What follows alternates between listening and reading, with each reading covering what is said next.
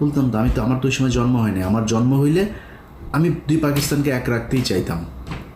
যদি না পারতাম আমি ওই পাকিস্তানে পশ্চিম পাকিস্তানে চলে যেতাম। আপনি পশ্চিম পাকিস্তানের পক্ষ হয়ে যুদ্ধ করলেন, পূর্ব পাকিস্তান স্বাধীন হয়ে গেল, আপনি আবার পূর্ব পাকিস্তানে থাকার জন্য আপনার এত খায়েশ কেন? আবার পূর্ব পাকিস্তানে আপনি রাজনীতি করবেন, সেই দলেই রাজনীতি করবেন, এত ঘাটতারামো কেন? আপনাদের এই ঘাটতারামোর কারণে আজকের এই বাংলাদেশে অসংখ্য মানুষ গুম হয়, খুন হয়, ধর্ষিত হয়, ধর্ম পালনের সমস্যা হয়, ইসলাম পালনের সমস্যা হয়, এই দেশের দাড়ি টুপি রাখতে সমস্যা হয়। কিভাবে খুব মনোযোগ দিয়ে শুনেন, কথা টুইস্ট করা যাবে না, আর উল্টাপাল্টা বোঝাও যাবে না, যেটা বলছে সেটা বুঝতে হবে। জামায়াতে ইসলামী এই 71 সালের যে অবস্থান ছিল, আমি তাদের সেই অবস্থানকে সমর্থন করি, আগেও করি, এখনও করি, সারা জীবনই করব। কারণ দুই পাকিস্তানকে ভাঙার কারণেই ভারত আজকে এই বাংলাদেশের উপরে এই ধরনের নির্যাতন এগুলো করার সুযোগ পেয়েছে। সে পর্যন্ত 71-এর 16 ডিসেম্বর ফুল স্টপ, শেষ। আপনি এসে তারপরে শুরু করলেন রাজনীতি করার সুযোগ দেওয়া হইল। দেওয়ার পরে আপনি 91 সালে খালেদা জিয়াকে সমর্থন দিলেন, সরকার গঠন হইল। 91 থেকে খালেদা জিয়া 96 পর্যন্ত কি দোষ করেছিল যে আপনি 96 সালে শেখ হাসিনার পক্ষে যায়া খালেদাকে হটানোর জন্য জীবন মরণ দিয়ে যুদ্ধ করলেন? কি করেছিল খালেদা জিয়া আপনার সাথে? এই দেশের বিরুদ্ধে অবস্থান নিয়েছিল। বিএনপি দুর্নীতি করেছিল, দুর্নীতি আজকে করে না কে, কালকে করবে না কে, এই বিএনপি আবার আসলে আবার করবে। আওয়ামী লীগ কী করেছে গত 15 বছরে দেখেন না চোখে? কেউ কেউ বলে থাকে ওই মেট্রো রেলে উঠলে নাকি 2টা শব্দ তাদের খুব লাগে, যে মুনাফেকের জাতি নাকি যেন বলে, বেইমানের জাত, এটা মনে হয়। আরে তোর বাপের টাকা দিয়ে এই বানাই দিয়ে গেছিস, তোরা যেই টাকা দিয়ে মেট্রো রেল বানিয়েছিস, এরকম টাকা দিয়ে মেট্রো রেল এরকম পুরো ঢাকা শহর ছেয়ে ফেলা যায়। 3 পদ্মা সেতুর টাকায় 1 পদ্মা সেতু বানাইছিস। তোদের মেট্রো রেল আর পদ্মা সেতুতে উঠলে মনে হওয়ার কথা টাকাগুলো নিয়ে গেছিস, টাকাগুলো ফেরত দেওয়ার কথা মনে হওয়া দরকার। বেইমানের জাত, মানে তোর বাপের টাকা দিয়ে করছিস না? তো এই দেশে যারা ওই সময় রাজনীতি করেছে, বিএনপি বলেন, আওয়ামী লীগ বলেন, সবাই দুর্নীতি করেছে। তা আপনি 91 থেকে 96-তে আপনি জানেন না শেখ হাসিনাকে বাংলাদেশে ইন্ডিয়া পাঠিয়েছে কেন? 91-তেই তো ইন্ডিয়া তাকে বসাতে চেয়েছিল, পারে নাই, 96-তে বসাবে। আপনার এইটুক দূরদর্শিতা মানে নিচে চুল গজায় নেয় আপনার, যে আপনি বুঝেন না যে হাসিনাকে দিয়ে তারপরে এই দেশটাকে ভারত নিয়ন্ত্রণ করবে। হাসিনার পক্ষ যা করলেন, 2 দিন পরে আবার ভাতার পাল্টাইলেন, ওই ভাতার আর ভাল লাগে না, ভাতার পাল্টায় আবার ফের খালেদা জিয়ার কাছে আসলেন, এসে তারপরে পায়ে টায়ে ধইরা তারপরে জোট করলেন, করে আবার ক্ষমতায় বসলেন। ক্ষমতায় বসার পরে এরপরে দেশ চালাইলেন। দেশ চালানোর সময় যা যা হয়েছে, যেভাবে চলেছে, সেখানে তো আপনার বুঝার আমার মনে হয় না যে কোনো সমস্যা হয়েছে যে খালেদা জিয়া কী চায়, খালেদা জিয়া কি আসলে ভারতের লোক না কিসের লোক। যদি সমস্যা হতো তাহলে তো ওই সময় চলে আসতেন, সরেন নাই তো, তাদের সাথেই ছিলেন। আসলো 2024, মাঝখানের পুরোটা সময় বাদ দিলাম বিরোধী দলে। 24 আসার পরে আগস্টে হাসিনারে সরাইলেন, সরানোর পরপর বিএনপি আবার খারাপ হয়ে গেল। কারণ কি? বিএনপি তারেক রহমান ইন্ডিয়ার কাছে বিক্রি হয়ে গিয়েছে। বিএনপির চোর মানে যদি ধরা যায় 80%ই চোর, মানে এটা করার পরে দেশের মানুষই ভাই 90% 99% চোর আমার দেশের, ইনক্লুডিং মি। আমি আমার বাদ দিলাম না, 99% চোর এই দেশে, হয়তো 2-1% ভালো থাকতে পারে। তো বিএনপি চুরি করেছে, ওটা বাদ। বিএনপি আওয়ামী লীগ এই ইন্ডিয়ার সাথে কিছু করেছিল নাকি? খালেদা জিয়া তারেক রহমান বিক্রি হয়ে গিয়েছিল, 5 তারিখে বিক্রি হয়েছিল। তো 5 তারিখের পরে বিএনপি খারাপ হয়ে গেল কেন হঠাৎ আপনার কাছে? আপনার বাল গজায় নাই যে এই আপনি যদি বিএনপির সাথে দ্বন্দ্ব করেন তাইলে ইন্ডিয়া আবার এখানে ঢুকবে। আচ্ছা, আপনি বললেন যে আপনি কি সবাই মাফ করে দিয়েছেন আপনি আওয়ামী লীগকে। চাচা সমস্যা কি? ভিডিও টিডিও আছে নাকি রয়ের কাছে? টাকা পয়সা লেনদেনের কোনো কিছু আছে? সমস্যাটা কোথায়? আপনি এসে বললেন মাফ করে দিলাম, তো আপনার কথা হওয়ার কথা না। আরে ভাই, গত 15 বছর এই দেশটা ইন্ডিয়ার কাছে বিক্রি করে দিয়েছিল। আপনি সেই দেশের স্বাধীন হবার পরে আপনি তাদেরকে মাফ করে দিয়া তারপরে তাদেরকে নিয়ে থাকতে চান, কারণ কি? সমস্যাটা কি? এটা তো বলা দরকার মানুষের কাছে। এ কোন কারণে, কি স্বার্থ দেখে বা কোন যুক্তিতে আপনি তাদেরকে মাফ করে দিচ্ছেন এত তাড়াতাড়ি? বিএনপি শুরু করলো, জামাত টানছে, আমাদেরও তো তাহলে সবাই টানা দরকার। টানাটানি আওয়ামী লীগের কে কত নিতে পারে, এদের কাছে সবচেয়ে প্রিয় মানুষ হয়ে গেল আওয়ামী লীগ। 5 আগস্টের পর থেকে আজ পর্যন্ত বলেন, এই দেশে নিজেরে নিয়ে যদি এখন কথা বলতে চাই তাহলে মনে হবে আমি বোধহয় নিজেরে মানে বলতেও লজ্জা লাগে। আমি পিনাকি আর কনক সারোয়ার 2-4 জন আরও আছেন, এদের বাইরে আর কারোর তো আমি দেখি না যারা কিনা ইন্ডিয়ার ব্যাপারে একদম জিরো টলারেন্স নিয়ে তারপরে কোনো কথা বলছে বা কোনো কাজ করছে, কাউরে দেখি না। তো আপনি এদের কাছে নির্যাতিত হইলেন, এতটা দিন ধরে নির্যাতিত হইলেন, এদের ব্যাপারে আপনার কোনো সমস্যা নাই, কোনো অভিযোগ নাই। আমরা ফাইন্ড আউট করে দিলাম যে এই যে এই ব্যক্তি, এই প্রতিষ্ঠানগুলো ইন্ডিয়ার ওয়ার করেছে, পক্ষে কাজ করেছে। আপনিও তাদেরকে নিয়ে বসায়, স্টেজে বসায় তারপরে বক্তব্য শোনাবেন।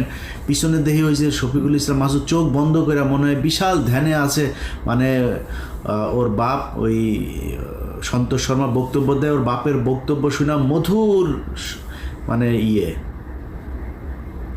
স্টেজে দাঁড়ায় রয়েছে, পিছনে বডিগার্ডের মতো, সোহরাওয়ার্দীর বডিগার্ড শেখ মুজিবের মতো ওইভাবে দাঁড়ায় আছে।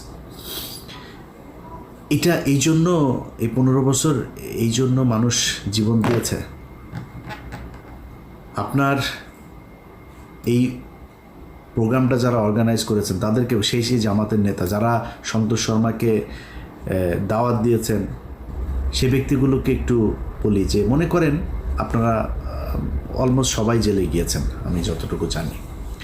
জেলে যাওয়ার পরে আপনার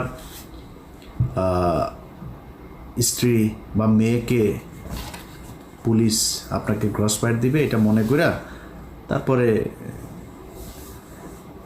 ধর্ষণ করেছে, ধর্ষণ করে পেটে বাচ্চাও দিয়ে দিয়েছে।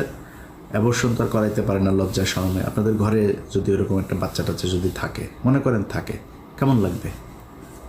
আসতে কি না ওইটাও তো আল্লাহই জানে। থাকতে পারে না? কেন বললাম জানেন কথাটা? আলেপের কথা মনে আছে? আমার এই চ্যানেলে একটু পিছনে যায় ভিডিওগুলো দেখেন। এই পুলিশ অফিসার এক ব্যক্তিকে ধরে তার স্ত্রীকে তার স্বামীর ক্রস ফায়ারের ভয় দেখিয়ে রোজা ভাঙিয়ে রোজার মাসে তারপরে ধর্ষণ করেছে। দেখেছেন আমার এই চ্যানেলে ভিডিওটা? এরকম 16 জন আমাদের বাংলা এডিশন অফিসে গিয়েছিল। তো বাংলা এডিশনের কাছে যারা গিয়েছে ওরা তথ্য দিতে চায়, নাম টাম বলার পারমিশন দিচ্ছেন। তো বললাম নাম টাম কিছু যদি না বলি, কোনো পুলিশের নাম বলতে দেবেন না, ওরা লজ্জায় কারণে বলতে চায় না। তো এখন ওই ব্যক্তি শুধু আমাদের কাছে বক্তব্য দিয়েছিল, কারণ ওর স্ত্রী মারা গিয়েছে। এগুলো নিয়েই দ্বন্দ্ব, সাংসারিক দ্বন্দ্ব টন্দ্ব, তারপরে আবার উনি গর্ভবতী ছিল, এইসব সমস্যা টমস্যা মিলে হঠাৎ করে মারা গিয়েছে। স্বামী স্ত্রীর মধ্যে এটা নিয়ে খুব খারাপ পরিস্থিতি চলছিল, মারা গিয়েছে। সে লোকের কথা শোনেন নাই? ওই লোকের স্ত্রীকে এইভাবে জোর করে ধর্ষণ করেছে। আমরা তো জানি না আরও কত মানুষের স্ত্রীকে এইভাবে ধর্ষণ করেছে যারা আমাদের কাছ পর্যন্ত পৌঁছাইতে পারেনি। আপনি মাফ করে দেওয়ার কে? তাদের কাছে জিজ্ঞেস করেছেন?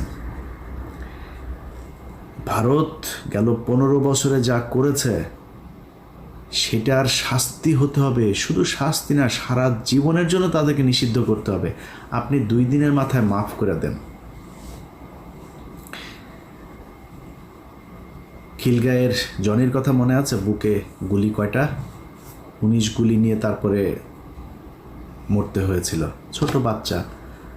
তবে বাচ্চার কাছে গিয়ে জিজ্ঞেস করেছেন যে ওর বাপের এই হত্যাকাণ্ডকে সে মাপ করেছে কিনা? সারা দেশে সেই 5ই মে থেকে শুরু করে বিভিন্ন সময় এই দেশে গণহত্যা চালিয়েছে। ঠিক যখন আপনি কথাটা বলছিলেন তার 1 মাস আগে, 15 দিন আগে একটা গণহত্যা চালিয়েছে। আপনি তাদেরকে মাফ করে দিচ্ছেন এত তাড়াতাড়ি। নিশ্চয়ই চাচা মিয়া ভিডিও টিডিও কোনো মমতাজ কারোর সাথে মনে হয় আকাম কুকামের কোনো ভিডিও আপনার আছে আওয়ামী লীগের কাছে বা রয়ের কাছে, এই জন্য আপনি বক্তব্য দিতে বাধ্য হয়েছেন। ওইটা আপনার বক্তব্য হওয়ার কথা না। আমি একজন মানুষ হিসাবে, সুস্থ মস্তিষ্কের একটা মানুষ হিসাবে এটা আমি মনে করি না। হয় আমি পাগল হয়ে গিয়েছি, নাহলে আপনার কোনো ভিডিও টিডিও কিছু একটা আছে, নাহলে আপনি মাফ করতে পারেন না। আপনাদের অনেকের খারাপ লাগতে পারে ভাই, এই দেশের এই জামাত ইসলামের কারণে আমি সরাসরি বলি, ধরেন আমি কয়দিন আগে ওই যে বিরিয়ানি আলম সাহেব বলেছিলেন, তার সাথে আমার ওয়াশিংটনে আমরা মুশফিক ভাই এরা কয়েকজন ছিলাম একটা প্রেস ব্রিফিংয়ে এখানে। তো আমার জিজ্ঞেস করছিল যে আপনি নির্বাচন হলে কারে ভোট? আমি বললাম নির্বাচন হলে জামাত ইসলামরে ভোট দেবো। এখনও এটা প্রকাশ্যে, মানে এটা আমি যেটা বলি আমি সবার সাথে কথা ওইভাবেই বলি। বলছি জামাত ইসলামে দেবো। বলছে কেন জামাত ইসলামে কেন দেবেন? বললাম জামাত ইসলাম বিএনপি দুইটা আমার কাছে সমান্তরাল, কিন্তু যেহেতু ওরা ইসলামটাকে একটু প্রিফার করে তো আমি এই কারণে জামাত ইসলামকেই ভোটটা দিব। বাট আমি বিএনপিকেও পছন্দ করি, এখনও বলছি। এই এক কারণে জামাত ইসলামের প্রতি মানুষের যে দুর্বলতা, এইটার কারণে বিএনপির চাইতে আপনারা অনেকেই হয়তো জামাত ইসলামের অনেকে, আমার তো মানুষ জামাত ইসলামই মনে করে, তো কালকে হয়তো মনে করছে আরে ইলিয়াস এই কী সমস্যা, কি ইলিয়াস তো এই জামাতও করেনি, তাহলে আসলে করে কোন দল? এখন আমি জামাত করি না, কিন্তু বিএনপির লোকজন কিন্তু আমার জামাত বানায়। এই যে জামাত বলা হয় এটার কারণ কি জানেন? এটার কারণ হচ্ছে ওই যে ধর্মীয় কথাবার্তা বলি।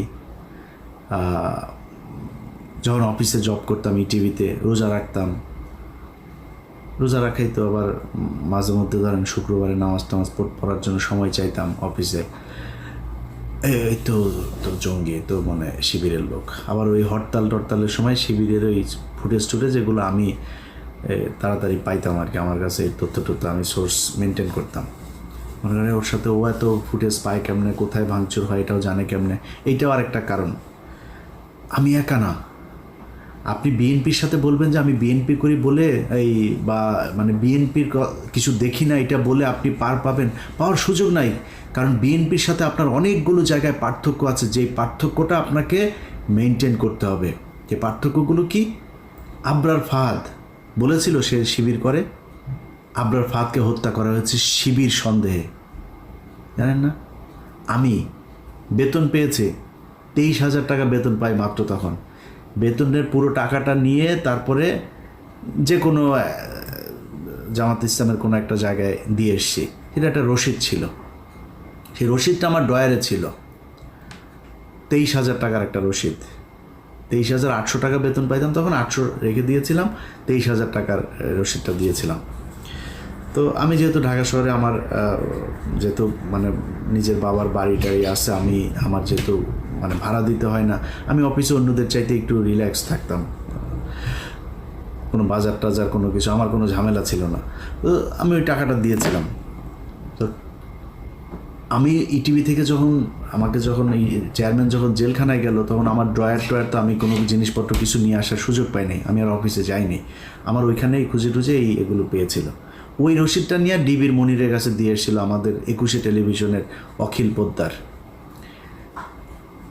আমার অনেক ঝামেলা হয়েছে ভাই, শুধুমাত্র এই জামাতের পক্ষে কথা বলা কিংবা জামাতের মতো করে কথা বলার কারণে। এই দায় আপনাদেরকে নিতে হবে। আবরার ফাহাদ মারা গিয়েছে, এই দায় আপনাকে নিতে হবে। আপনি ইসলাম নিয়ে রাজনীতি করেন, এই জন্য আপনার নামে যাদেরকে ফজরের নামাজ পড়তে যাওয়ার কারণে জঙ্গি বানিয়ে শিবির ট্যাগ দিয়ে তারপরে ফাঁসি দেওয়া হয়েছে, ক্রসফায়ার দেওয়া হয়েছে, যাদের স্ত্রীদেরকে ধর্ষণ করা হয়েছে, এর সব দায় জামাত ইসলামকে নিতে হবে। এই জন্য আপনার দায় অনেক বেশি বিএনপির চাইতে।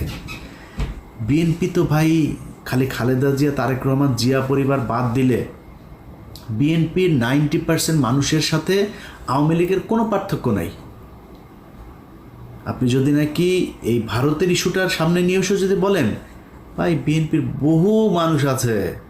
এই যে সালাউদ্দিন দেখেন না, সালাউদ্দিন ইন্ডিয়াতে ধরে নিয়ে গিয়েছিল, আমরা জানি, ধরে নিয়ে যে তাকে গুম করেছিল। ওই গুম হয় নাই, ওই বাংলাদেশের মানুষকে গুম করছিল। ইন্ডিয়াতে বসে সে আমাদের সাথে ফোনে কথা বলে, আমার সাথে অনেকবার কথা হয়েছে। ইন্ডিয়াতে বসে থেকে কথা বলে আমার সাথে, অনেক ইনস্ট্রাকশন দিত, ভাই এরকম করো, এরকম, এই সেই। আমি খুব অবাক হইতাম যে ইন্ডিয়াতে বসে সে কথা বলে, তারে কিছু বলে না। তখন কিন্তু আমরা এটা নিয়ে আলোচনা করতাম যে সমস্যা, এরা আসলে ইন্ডিয়া নিয়ে গিয়েছে ভাব ধরানোর জন্য, সে আসলে রয়েরই লোক, ওইখানে নিয়ে তাকে ট্রেন আপ করা হচ্ছে বিএনপিকে, যাতে সে দেশে গিয়ে তারপরে সার্ভিসটা দিতে পারে। সেই সার্ভিস এখন